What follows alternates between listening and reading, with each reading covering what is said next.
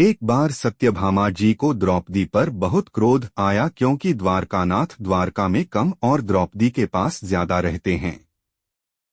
सत्यभामा जी ने रुक्मणी जी से कहा कि ऐसा क्या है कि जरा जरा सी देर में द्रौपदी भगवान श्री कृष्ण को पुकारती हैं और भगवान श्री कृष्ण दौड़कर द्रौपदी के पास चले जाते हैं। हमारे द्वारका के नाथ हमारे द्वारका में कम और द्रौपदी के पास ज्यादा रहते हैं, आखिर क्यों?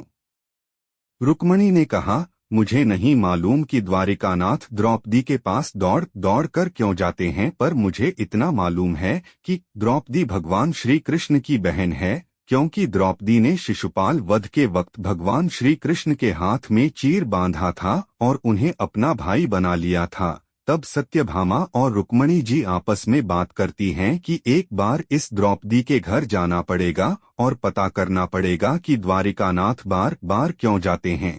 इन दोनों की बातों को भगवान ने सुन लिया और उन्होंने एक लीला रचने की सोची। फिर भगवान द्रौपदी के यहाँ जाने लगे तो रुक्मणी और सत्यभामा ने कहा, आज हम भी द्रौपदी के यहाँ चलेंगे।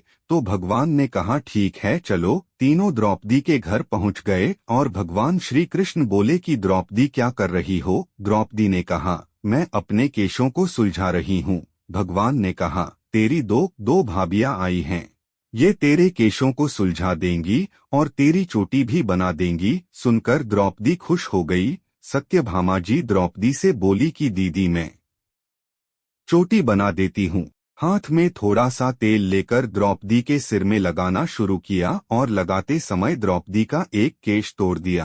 तोड़ते समय जहाँ से केश टूटा था वहाँ से आवाज आई, हे कृष्णा। सत्यभामा जी ने फिर एक केश को तोड़ा, फिर उसमें से आवाज आई, हे कृष्णा। सत्यभामा जी समझ नहीं पाई और रुक्मणी जी को बोली कि समझ नहीं आता कि जब भी मैं द्रौपदी का एक केश तोड़ती हूँ तो उसमें से आवाज आती है, हे कृष्णा। रुक्मणी जी को भी कुछ समझ नहीं आया। तब भगवान श्री कृष्ण बोलते हैं कि तुम दोनों के मन में संशय है कि द्वारिका का नाथ द्रौपदी के पास दौड़कर क्यों जाते हैं।